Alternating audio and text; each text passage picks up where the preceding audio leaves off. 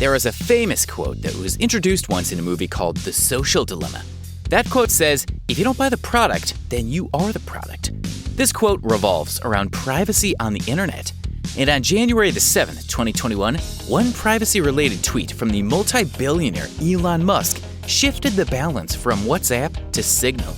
Millions of users moved from the former to the latter, pushing the Signal app to crash since they no longer trusted WhatsApp with their privacy. The WhatsApp versus Signal war has begun. Hey everyone, and welcome to Booked, where we inspire others with inspiring stories.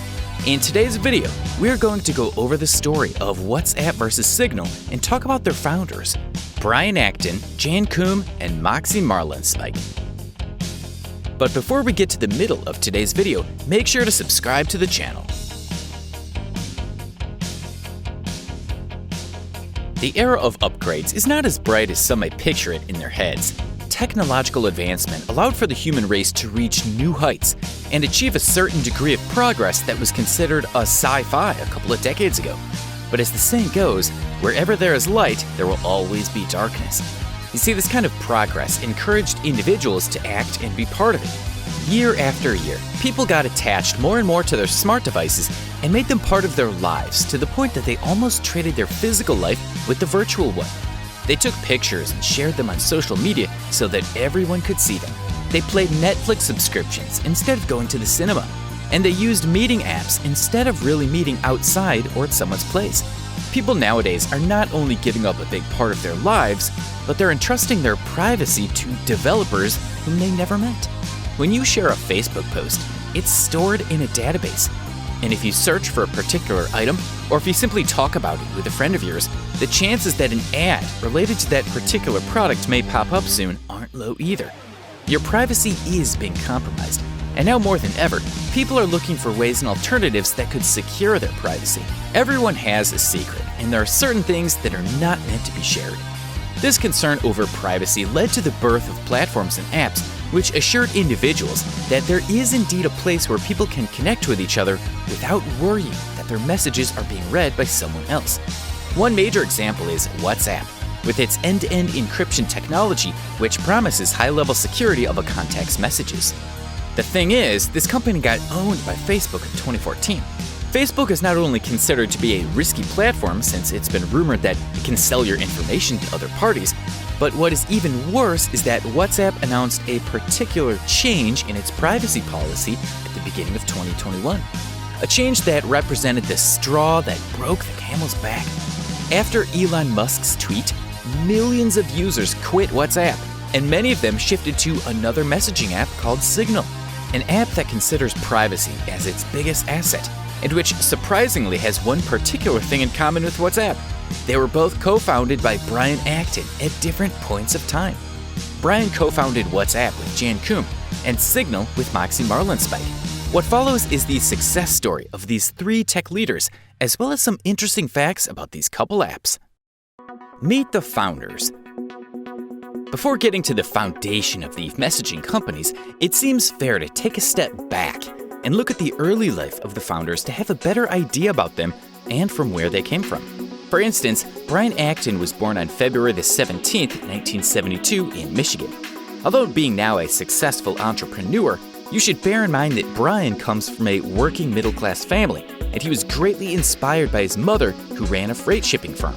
He grew later on in Central Florida, where he attended Lake Howell High School for 4 years. After that, he joined the University of Pennsylvania to study engineering on a full scholarship. But a year later, he dropped out, only to join Stanford University, where he completed his graduation and got a degree in computer science. As for the second co-founder of WhatsApp, Jan Koum, he was born in Kiev, Ukraine on the 24th of February, 1976. And thanks to this social support program, he could move with him his mother and grandmother to Mountain View, California, where they lived in a small 2-bedroom apartment. Koum's mother was a babysitter, and as for Koum, he worked as a cleaner at a grocery store. When he turned 18, he developed an interest for programming. He worked as a security tester at Ernst & Young while attending San Jose State University. Interestingly, it was at Ernst & Young that Koum met a particular person that would stick with him for quite some time, and that person was Brian Acton. As for the third figure on our list, The co-founder of the Signal app, Moxie Marlinspike, little is known about the origins of this individual. All that is to know is that he came from Georgia and moved to San Francisco in the 90s when he was 18.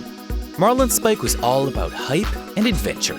In fact, in 2004, Moxie Marlinspike purchased a derelict sailboard, which he refurbished, and along with 3 other friends, he managed to sail around the Bahamas while recording a vlog about their adventure entitled Hold Fast.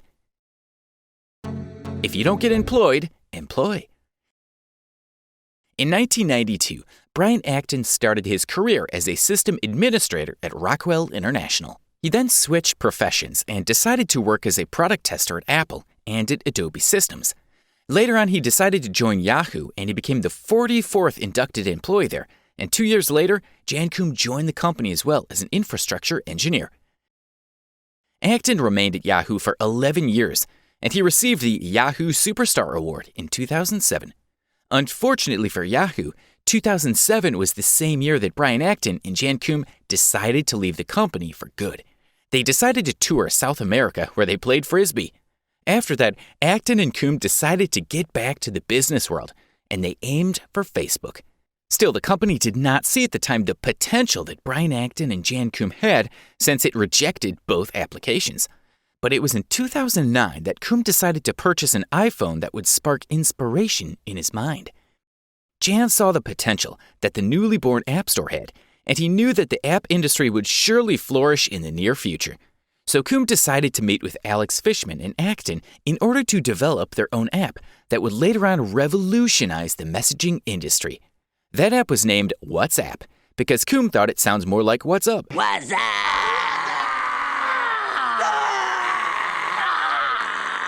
On February 24, 2009, WhatsApp went public and got incorporated in California.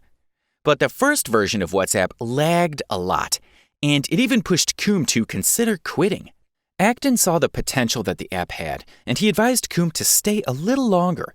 When the 2.0 version of the app was released in August, the founders witnessed an increase in the number of active users that reached 250,000. In 2011, the app was listed in Apple's US App Store of top 20 apps, and in the same year, Sequoia Capital invested around $8 million in return for more than 15% of the company. WhatsApp was becoming more and more famous as time passed by, and it was on the 19th of February 2014 that Facebook announced that it was taking over WhatsApp for $19 billion. But in September of 2017, Acton left the company over a dispute with Facebook regarding the monetization of WhatsApp. He also admitted that he left $850 million in unvested options by leaving a few months before vesting was completed.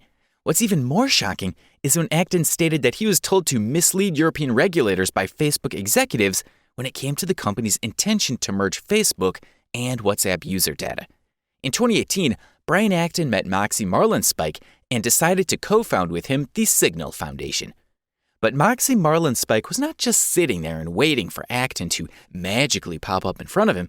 You should bear in mind that Marlinspike was the chief technology officer and the co-founder of Whisper Systems in 2010. In May of the same year, the company launched the end-to-end encrypted SMS messaging and voice calling apps Text Secure and Redphone, which were later on acquired by Twitter. He then became the head of cybersecurity at the same social media firm. Moxie then decided to leave the company in 2013 to found the Open Whisper Systems and work with Trevor Perrin on developing the Signal protocol. In 2015, Open Whisper Systems unified Text Secure and Redphone as Signal. But Moxie did not stop at this point. His next move was to work with WhatsApp, Facebook, and even Google so he could integrate the Signal protocol into the company's messaging services. And in 2018, Marlinspike decided to go big with Brian Acton and formed the Signal Foundation. Acton kickstarted the Signal Foundation with an initial amount of $50 million for the sole purpose of developing an open-source technology that focuses on privacy and encourages freedom of expression by providing secure international communication. Brian became the executive chairman of the Signal Foundation alongside Marlinspike as a CEO. Signal is now used by human rights activists and journalists for the level of security that the app provides. Signal is now famous. A better view from the top. When Jan Koum and Brian Acton sold WhatsApp to Facebook, they were granted $12 billion in Facebook shares, $3 billion in restricted stock units, and $4 billion in cash. Brian Acton himself held more than 1/5 stake in the company, and this allowed him to have a net worth of almost $4 billion. Not only this, but Brian Acton took part in different Forbes listings, like the number 251 spot in 2018 Forbes Billionaires. He's also ranked at 190th when it comes to Forbes' wealthiest men in the US. As for his partner Jan Koum, it should be noted that in November 2014, he donated $1 million to Free BSD Foundation and around $556 million to the Silicon Valley Community Foundation in the same year. From the Signal side, bear in mind that in 2016, Fortune magazine listed Moxie Marlinspike within his 40 under 40 for being able to encrypt the communication of more than 1 billion individuals in the world. Not only that, but Wired named him to its Next List 2016 as one of the 25 geniuses who are creating the future of business. Moxie Marlinspike also received in 2017, along with his friend Trevor Perrin, the Levchin Prize for Real-World Cryptography for the development and wide deployment of the Signal protocol. What's the difference? After tackling the success stories of these three founders, it seems fair to note the differences between the two apps so that you can have a better idea about them and whether you should follow the stream of people who left WhatsApp or simply go against the current and stick with it. Elon Musk's tweet allowed for Signal to witness a 4,200% increase in user downloads in only 1 week. But is the app worth it? After all, both Signal and WhatsApp offer end-to-end encryption and deliver a secure experience to their users. What follows is a comparison of the main differences between the two apps. WhatsApp. Although Facebook is unable to access WhatsApp users' chat, it still holds the power to take the user's data. It can access the user's phone numbers, IP addresses, mobile network, payment data, cookies, location, and even the amount of time that the user spends using the app. Some sources even state that outside apps have access to WhatsApp users' online activity that includes who they chat with. Although WhatsApp is packed with some interesting features that allow its users to enjoy the app even more, it falls behind its rival Signal when it comes to security. It's noteworthy to mention the point that WhatsApp does not encrypt the user's metadata. The metadata is used to carry communication between the two endpoints, and it can be exploited by certain authorities who know how, when, and for how long you messaged someone. Signal. Signal stated once that it has no access to any of the user's information. The only thing that it has access to is for how long the app was installed and when it was installed. Not only that, but the company made Signal code available for inspection, since the IT open-sourced all its software. This allowed the app to receive a vote of confidence from many security experts, such as the famous Edward Snowden. Moreover, Signal takes security a step further by encrypting the user's metadata. Signal also added its sealed sender feature to the app. With sealed sender, not even Signal will know who is messaging whom. More importantly, you can lock Signal with passcode or biometrics, block screenshots within the app, and you can even blur faces before sending messages.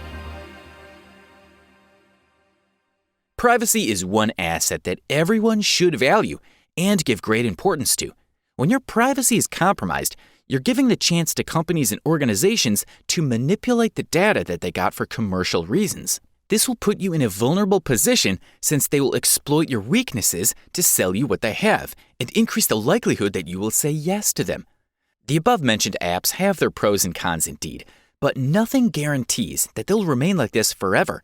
In the internet world, anything can change with the simple press of a button in a matter of seconds.